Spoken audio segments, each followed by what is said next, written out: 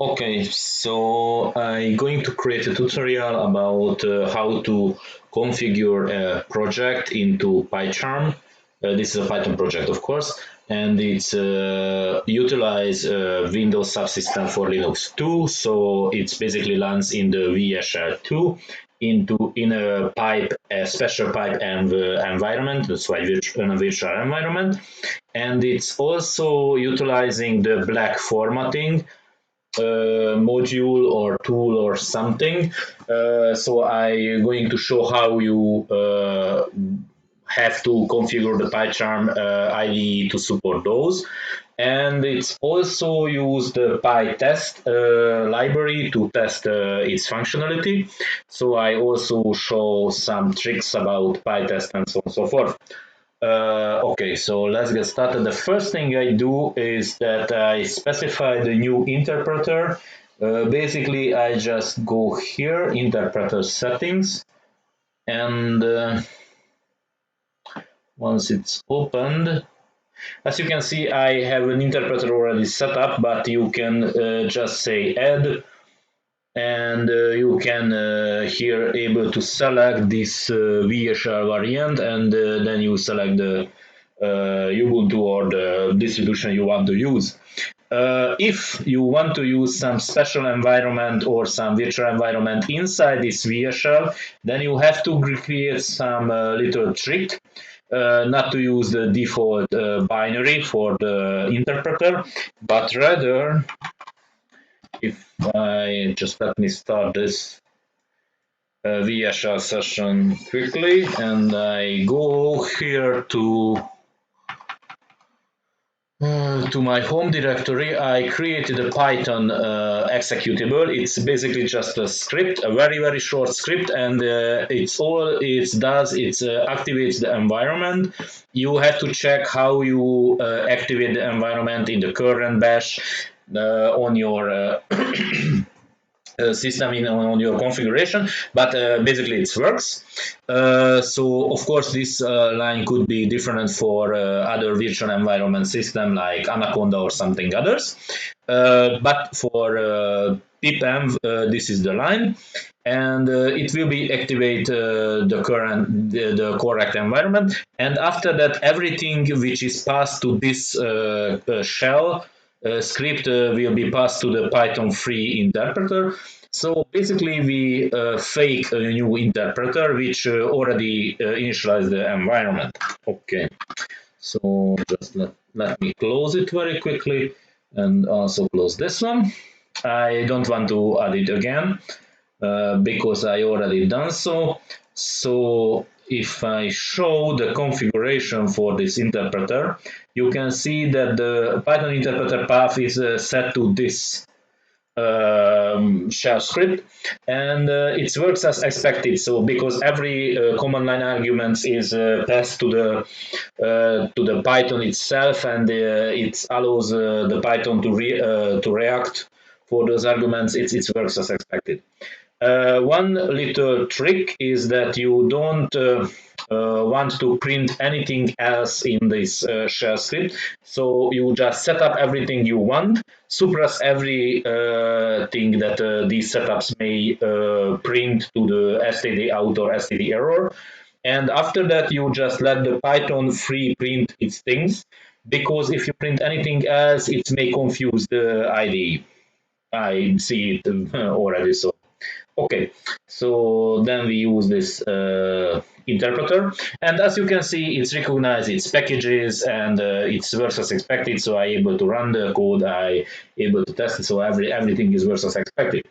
Okay, the other thing is for the black formatting or formatter tool, you have to add an external tool. For those, go to the settings, and here to tools and external tools, and here I already add this black external tools.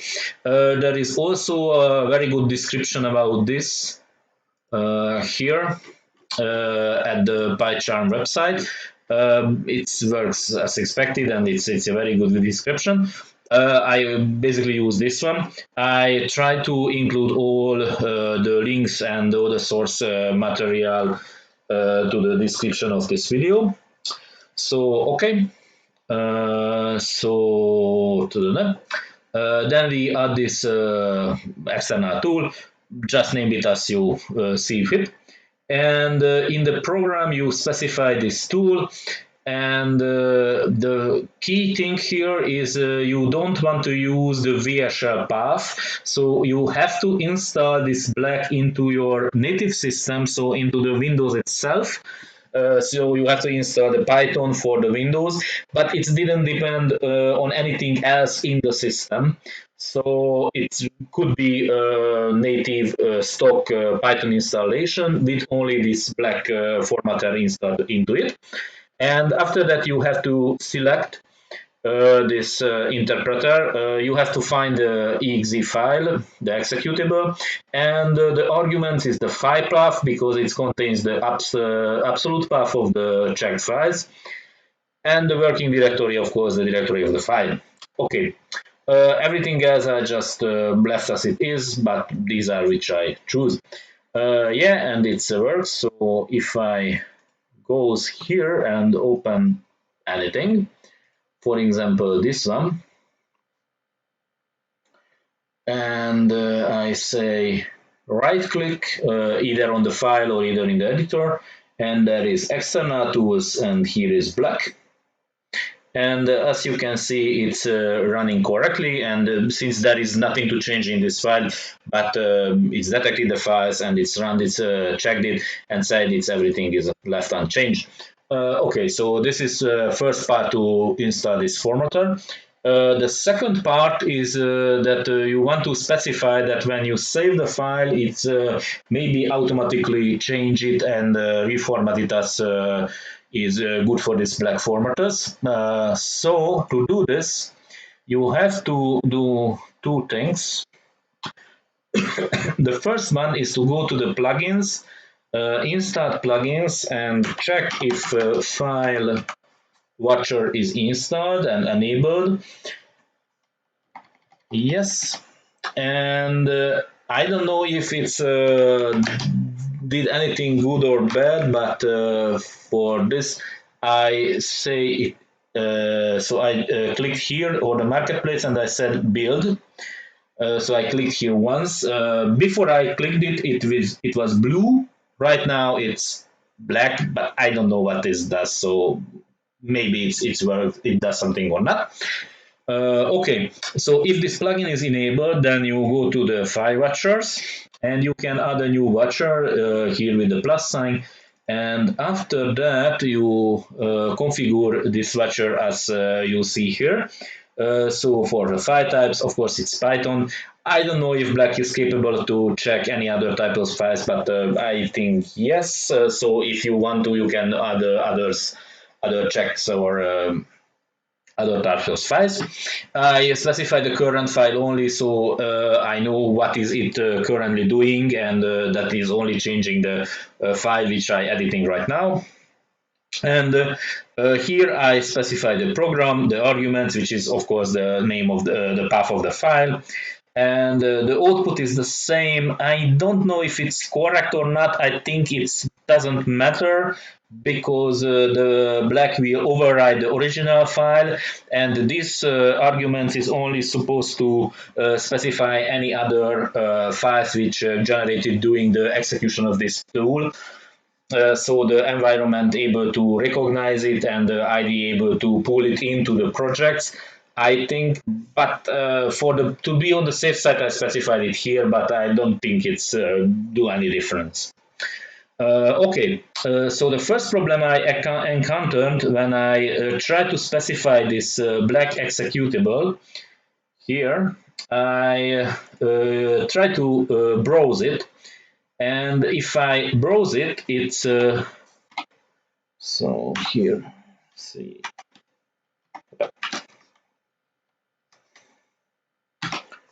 Uh, Sometimes it seems it's not doing its things. No program sets. Ah.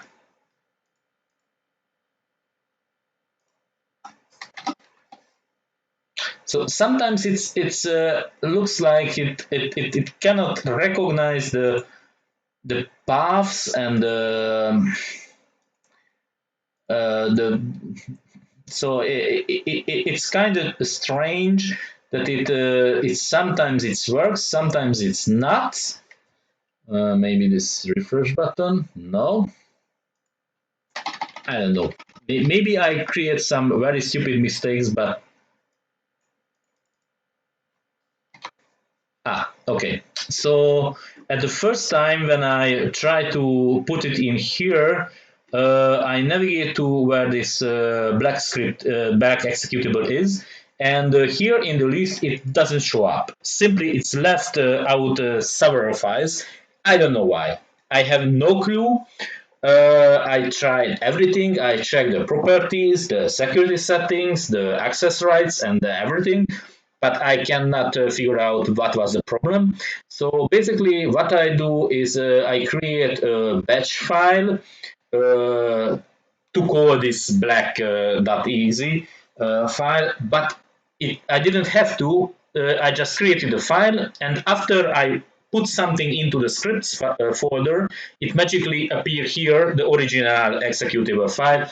So I removed the batch file because I didn't need it. And after that, I am able to select this one and press the OK. I don't know what was the problem. I have no clue, but after that, it works. Okay, so this is the first thing. The other thing is for these advanced options, you didn't want to select this first one and this third one. Because if you select this first one, then every when you type any word or anything that is trigger an autosave, it will reformat your files, and it will be very hard to type anything in because it's sometimes remove the new lines which you just typed in and so on and so forth. So you would like to disable this one. I think it's enabled automatically when you first create a new watcher.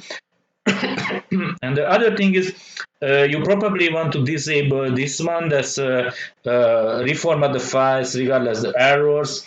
Of course, there will be a state when there is no error in the file, and you will save it, so it will be formatted then.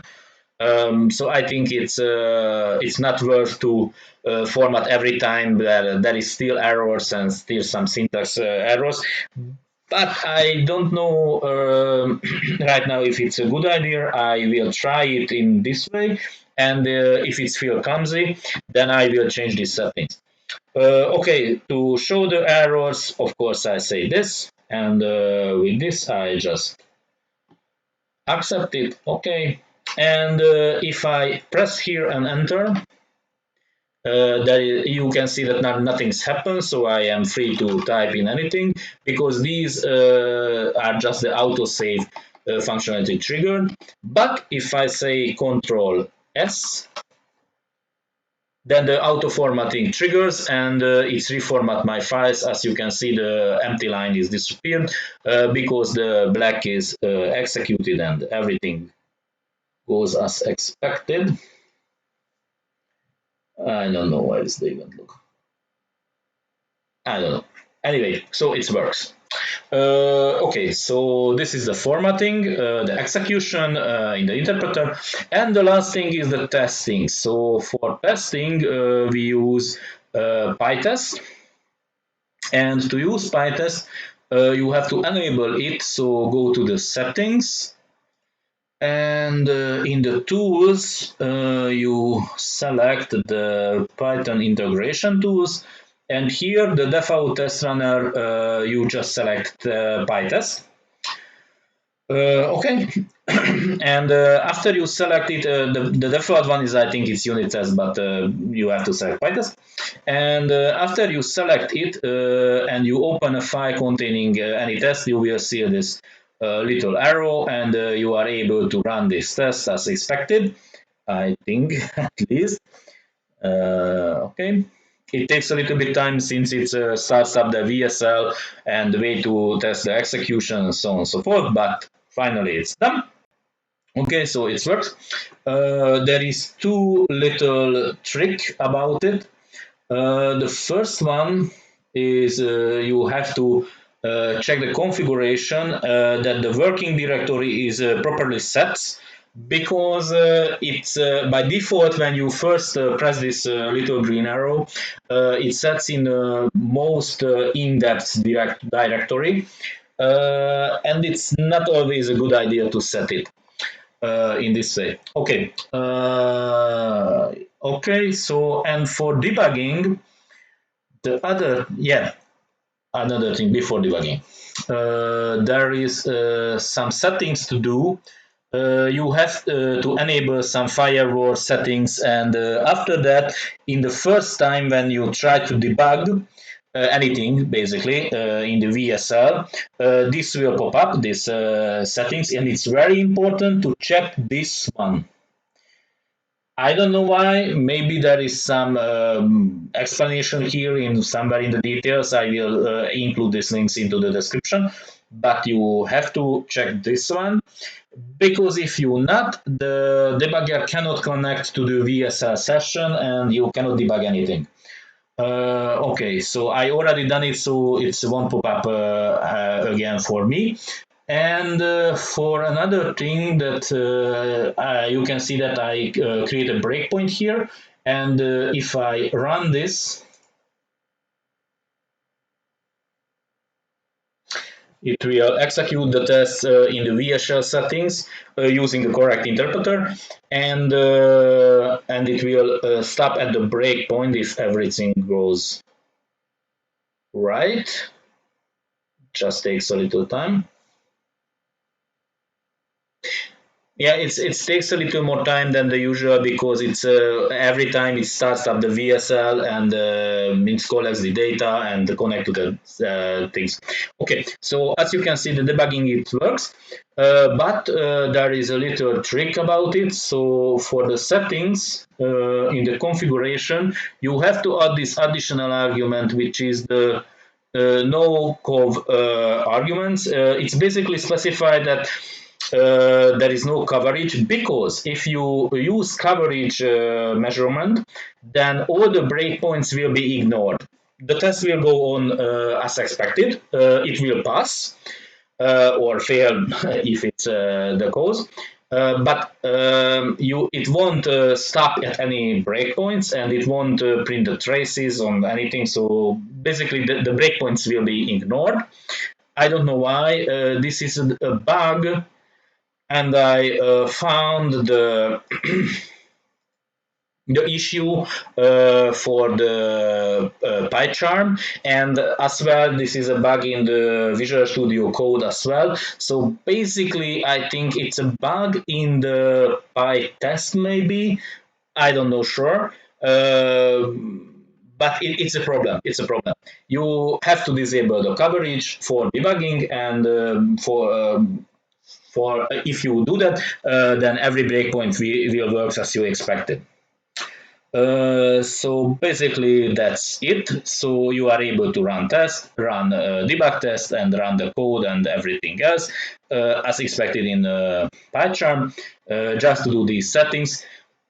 There could be any other tricks and some errors during the installation process, but I covered this one and it seems to be working for me.